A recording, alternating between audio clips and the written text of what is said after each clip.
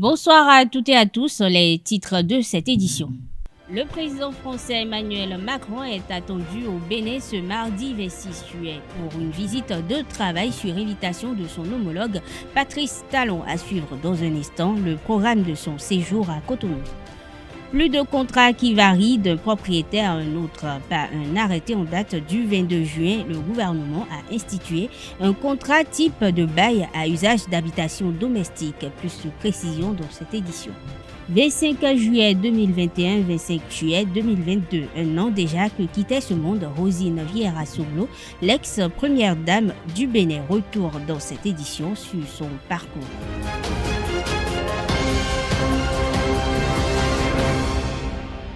Annoncé à Cotonou dans la matinée du mercredi 27 juillet 2022, Emmanuel Macron foulera finalement le sol béninois dans la soirée de ce mardi 26 juillet 2022. À midi, il aura un tête-à-tête avec le chef de l'État béninois Patrice Talon. Au terme de l'entretien, Emmanuel Macron va visiter l'exposition Art du Bénin. Une conférence de presse est prévue juste après la visite. Dans l'après-midi, le président français va se rendre au lycée français Monteil de Cotonou. L'objectif est de discuter des projets sportifs en présence du ministre Oswald Omeki, son conseiller et invité Jean-Marc Adjouvi-Boucan et plusieurs autres autorités. À Sem City, il va échanger avec des étudiants. Selon le programme, Emmanuel Macron quitte Cotonou jeudi 28 juillet en début de matinée pour continuer sa tournée africaine en direction de la Guinée-Bissau.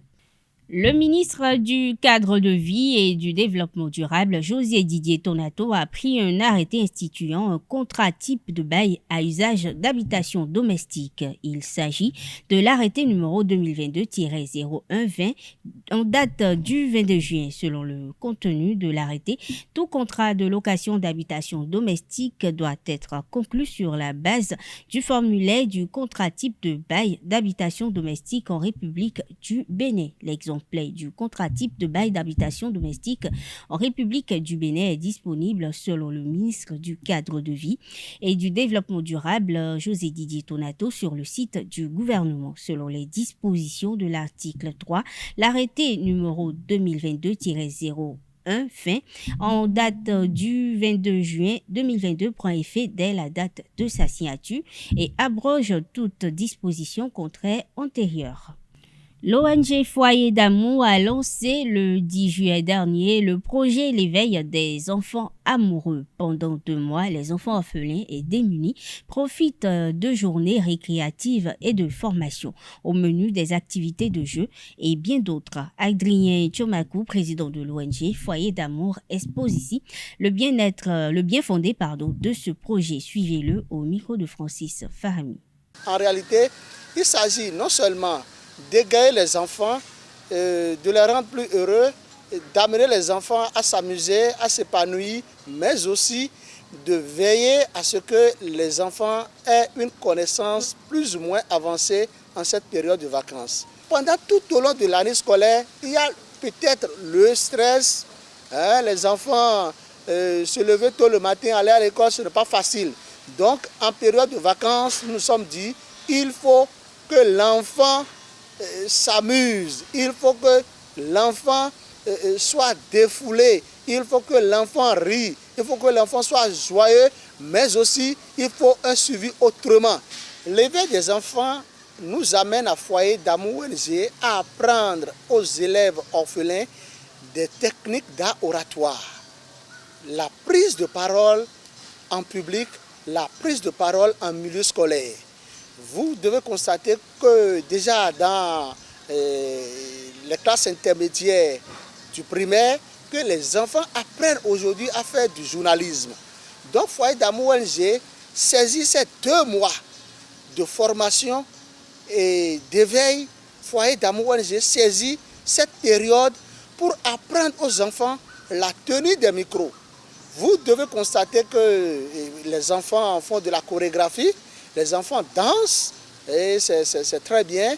Les enfants parlent, ils s'expriment en français, les enfants font des lectures. Ce n'est pas seulement venir à Foyer d'amour ONG pour s'amuser qui est le problème, non. À Foyer d'amour ONG, en cette période de vacances, pendant 2 mois, les enfants sont aussi contraints à faire des lectures. Et à la fin, nous leur avons dit que l'enfant qui aurait une très belle diction, l'enfant qui aura une très bonne appréciation de lecture, cet enfant sera distingué. Donc, nous motivons les enfants non seulement à travers des divers jeux, mais aussi à travers la lecture, les techniques d'oratoire, la prise de parole en public, la prise de parole en milieu scolaire. Les enfants, nous leur expliquons que les enfants doivent comprendre qu'à l'entame déjà de la rentrée académique prochaine, qu'ils doivent s'illustrer positivement.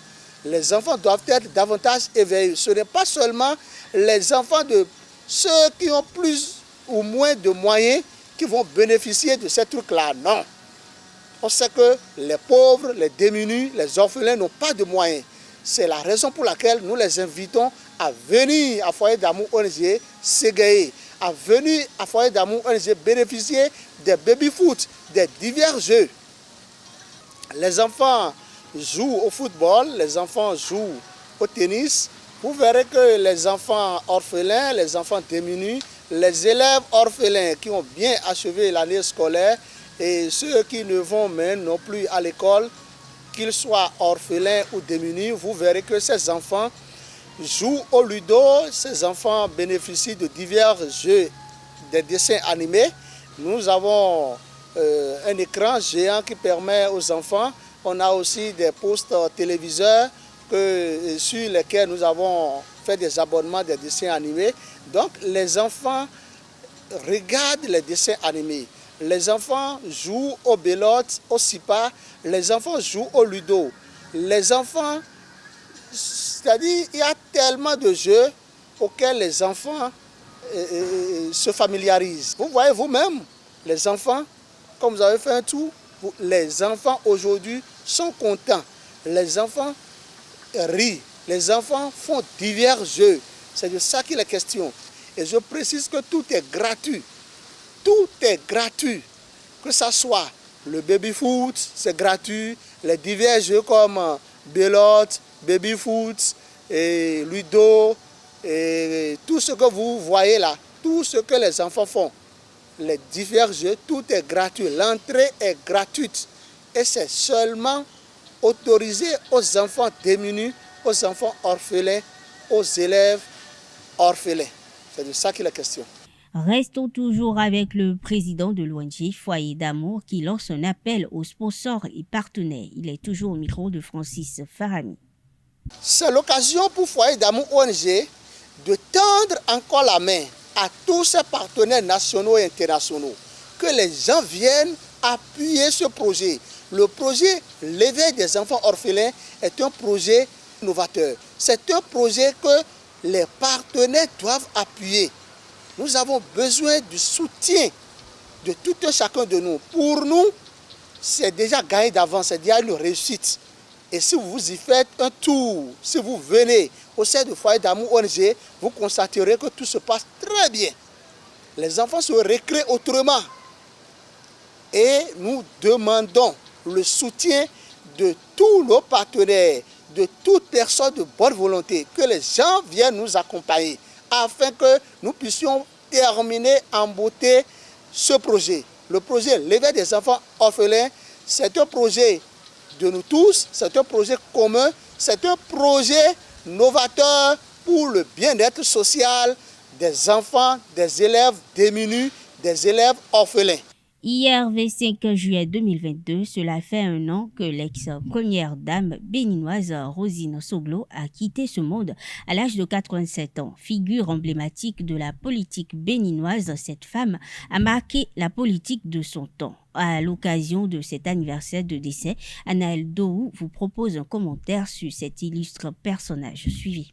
25 juillet 2021, 25 juillet 2022. Il y a exactement un an, que l'ex-première dame béninoise, épouse de l'ancien président Nicéphore Dieudonné Soglo, Rosine Vieira Soglo, a tiré sa révérence. Sa disparition avait fait suite à une longue période de maladie. Née le 7 mars 1934, Rosine a vu le jour à Ouida. La dame de fer, maman, mémé, présidente et bien d'autres noms ont désigné cette dame au parcours atypique et élogieux au cours de son existence. La maman Soglo s'est révélée au monde comme une politicienne endurcie. Avec un cumul de 20 années sous le titre de législateur en République du Bénin, Rosine crée le parti Renaissance du Bénin, RB, en 1992 et a rejoint l'Assemblée nationale en 1999. La dame de fer est restée au sein de l'hémicycle malgré les changements de régime jusqu'en 2019 où elle a perdu la vue. En plus de la RB, l'Alliance pour une dynamique démocratique, ADD, et l'Union fait la nation, UN, sont des partis au sein desquels la doyenne a laissé ses marques, dont il serait difficile de faire des témoignages à la lettre. Rosine Soglo est également la mère de deux grandes personnalités du Bénin. Léadi Soglo, ancien maire de la ville de Cotonou, actuellement en exil, et Ganiou Soglo, ancien ministre des Sports du Bénin. De façon historique, première dame du Bénin, Rosine Soglo est celle qui a institué l'importance de cette position en République du Bénin. Une femme qui a laissé un véritable héritage. Idole de nombreuses femmes politiques comme Rekiat Madougou, Rosine Vieira Soglo restera à jamais gravée dans les mémoires. À l'université d'Abomey-Calavi s'organisent des camps d'entraînement paramilitaires ouverts par des associations estudiantines pour former des étudiants soldats organisés en garde fédérale, brigade rouge, code et autres camps d'entraînement de milices. Quelle est l'essence même de ces organisations et quel est leur but en réalité? C'est à cette question que s'est prêté Kevin Akin, juriste en formation et ancien responsable étudiant de l'UAC. Il est au micro de Colombe Oussou. Les activités paramilitaires, telles qu'on le dit, ce n'est pas totalement militaire tel qu'on le pense. En fait, les gens s'organisent, les gens s'entraînent, les gens s'amusent en tant que membres d'institutions à pouvoir peut-être faire le sport, à pouvoir faire quelques entraînements, si je peux le dire. Donc, quand quelqu'un vient et que en réalité il n'y a pas de mouvement, il n'y a pas de scène de violence, en réalité c'est juste impressionnant. Quand vous voyez les défilés de ces organisations-là pour les activités telles que la rentrée universitaire et autres, vous allez voir que c'est juste impressionnant, c'est intéressant, ça fait plaisir en fait de voir que nous sommes organisés. Mais c'est quand il y a violence, en réalité, que ça fait peur. Parce que, vous voyez, les organisations n'ont pas, ou ces différentes institutions-là n'ont pas pour but d'être dans la violence. Mais vous arrivez à un certain moment donné, pour faire passer certaines décisions, pour faire respecter certains mots d'ordre, il y a quand même certaines dérives qui s'observent. Et ces dérives-là, ce sont ces dérives qui gâtent en fait le mouvement. Sinon, en réalité, il n'y a rien de violent, même dans l'objectif même visé par ces différentes institutions. Mais c'est dans l'application que souvent, certaines personnes arrivent à dépasser le champ qui leur est réservé et on observe quand même les dégâts. L'élection des membres du Bureau exécutif national BEN de l'Union des professionnels des médias du Bénin UPMB 7e mandature aura lieu au mois d'août prochain. Le BEN UPMB rappelle dans ce cadre les membres à se mettre à jour vis-à-vis de leur cotisation. La participation à l'Assemblée générale portant la dite élection est subordonnée au paiement des cotisations annuel conformément aux dispositions de l'article 12 des statuts, selon un communiqué de l'UPMB en date du 25 juillet 2022. Le communiqué précise que seuls les membres de l'Union qui ont payé leurs cotisations des 3 dernières années peuvent prendre part à l'Assemblée générale. La note précise que les cotisations ou arriérés de cotisations sont reçus au plus tard le jeudi 4 août 2022 à 18h à la Maison des médias Thomas Méossé commerçants ou auprès des coordinations régionales. 3 policiers dont commissaires sont activement recherchés sur le territoire national. Ils sont respectivement en service au service police des armées, unité mobile numéro 4 et au PNUD. Le commissaire autorisé à se rendre en France pour des raisons de santé devrait reprendre service depuis vendredi 24 juin dernier. Les 2 autres policiers ont quitté leur poste sans autorisation. Les 3 avis de recherche sont adressés aux unités de police républicaine. Spiritualité dans cette édition. La prière est le moyen qui entretient l'amitié de l'homme avec son Dieu. Pour Emel Guérin, missionnaire christique, la prière peut aider à vaincre le mal. Suivons-le au micro de Jacques Marion d'Almeida pour plus de précision. Il faut comprendre simplement que depuis après ce que la Bible appelle la chute des anges rebelles, l'humanité a pris un autre tournant de sa destinée, de son parcours évolutif sur le plan de la conscience humaine. Et d'autres, dans toutes les civilisations du monde, le mal planétaire existe. Et d'autres civilisations évoqueront les divers cataclysmes que l'humanité a connus, parlant de la mue, de la Lémurie, de l'Atlantide, comme l'a écrit Platon dans son œuvre Poséidonis. Ceci étant, l'humanité créée par Dieu ne saurait être ce qu'elle est aujourd'hui avec tous les maux que nous connaissons, la misère, les guerres religieuses ou politiques, raciales ou ethniques, l'esclavagisme, l'assouvissement, les dominations de tout genre. Nous ne saurions être à ce niveau aujourd'hui si le mal n'avait pas pris corps dans tous les compartiments de l'humanité. Et donc, la question de savoir qui sont ces forces du mal, que veulent-ils et comment agissent-ils? Alors, ces forces sont des entités qui sont désassées de la volonté divine. Ces entités qui ne respectent plus le dessein divin et donc veulent faire accomplir leur propre destin. Et pour y arriver, ils prennent part des procédés pour atteindre leur but. Et leur but, c'est lequel? C'est de détruire la conscience humaine. C'est d'assouvir, c'est de vampiriser l'être humain en lui pompant son énergie dont elles ont besoin, ces forces obscures ont besoin pour survivre, pour subsister. Parce que, vous savez, elles volent ces énergies de façon horizontale. Parce qu'une fois désassées de flux cosmiques divins, lumineux, ils ont besoin de l'énergie divine pour vivre. Et il faut expliquer clairement qu'il y a 2 substances fortes dans lesquelles circule l'énergie divine. Nous avions le sang et les sécrétions sexuelles. Et donc ces forces obscures, ces forces du mal, ne peuvent pas obtenir l'énergie divine. Parce que ce monde appartient à Dieu. Ce monde est créé par Dieu. Vous ne pouvez donc pas vivre dans ce monde sans être nourri par le Créateur lui-même.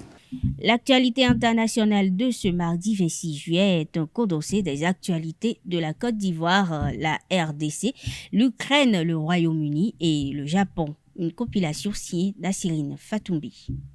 Le week-end écoulé, des tensions ont eu lieu en Côte d'Ivoire au sein du Rassemblement des Oufouettistes pour la démocratie et la paix, RHDP.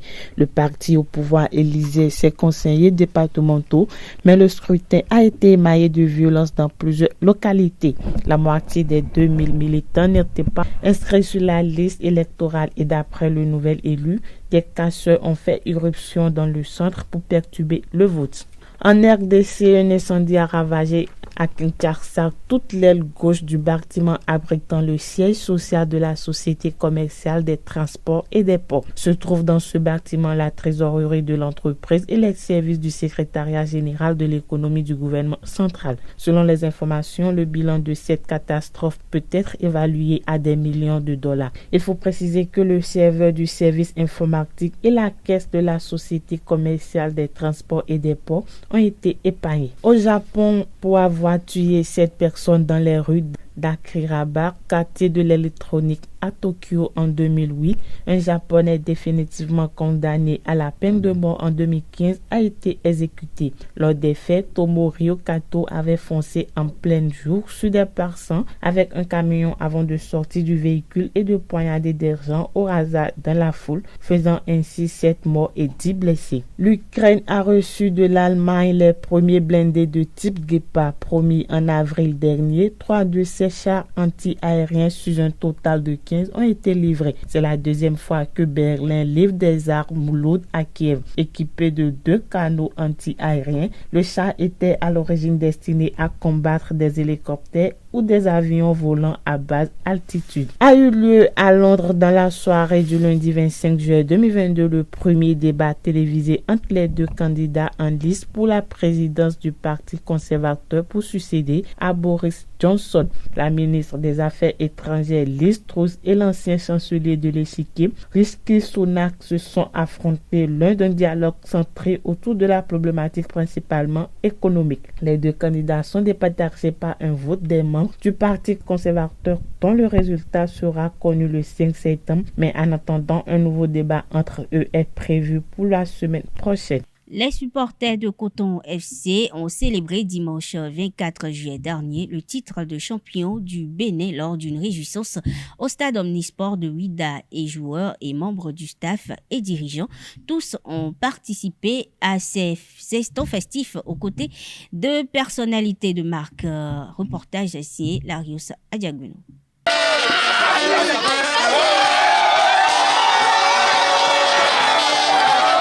Pendant toute la saison, ils ont bravé le soleil et la pluie. Ils ont parcouru des milliers de kilomètres pour accompagner Coton Football Club jusqu'à la victoire finale. Regroupés au sein du réseau des supporters de Coton FC, RESCO, ces hommes et femmes viennent célébrer le titre de champion du Bénin 2021-2022. Nous sommes champions du Bénin, ce n'est pas démérité, on a fait du grand boulot, que ce soit le staff technique, que ce soit le président du club, que ce soit le président du réseau des supporters que je salue très humblement et par considération, M. Julien Kadia. Nous sommes aujourd'hui là ce soir pour pouvoir fêter, pour pouvoir nous réjouir de ce que nous avons pu faire durant toute la saison passée. L'instant est solennel, l'ambiance électrique est festive.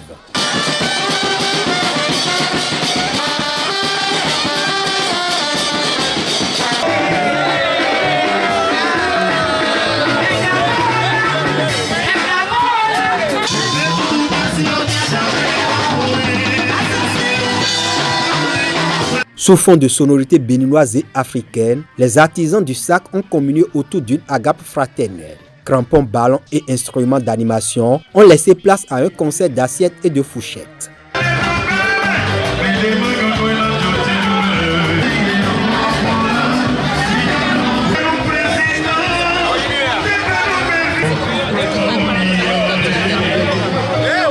À travers cette festivité, le RESCO adresse ses félicitations à toute l'équipe de Coton FC. Je voudrais remercier le coach et tout son staff. Je voudrais remercier tous les joueurs pour avoir été champion du Bénin.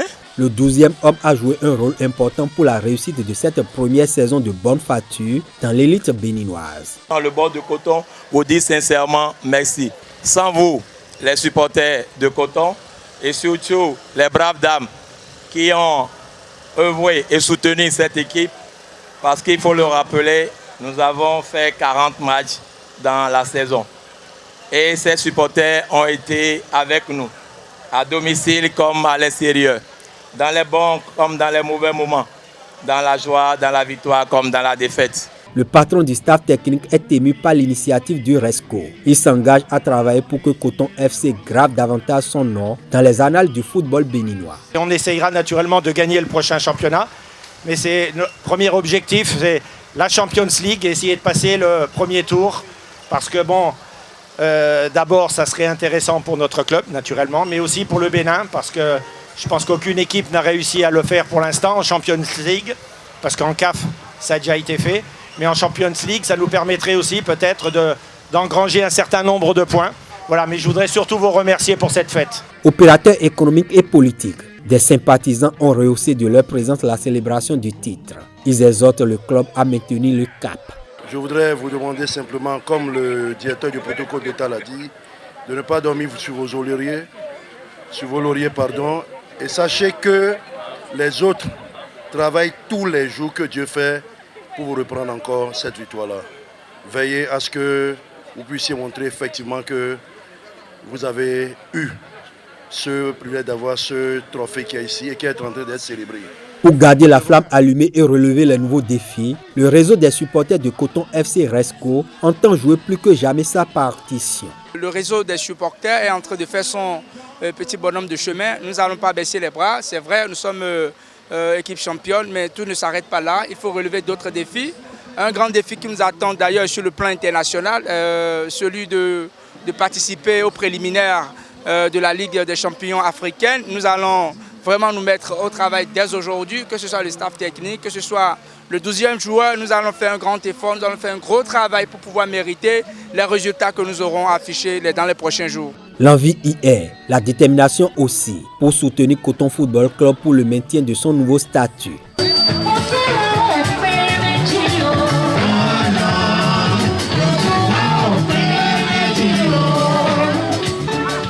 Mesdames et messieurs, nous sommes à la fin de cette édition. Merci de votre attention. Bonne soirée à toutes et à tous et à demain.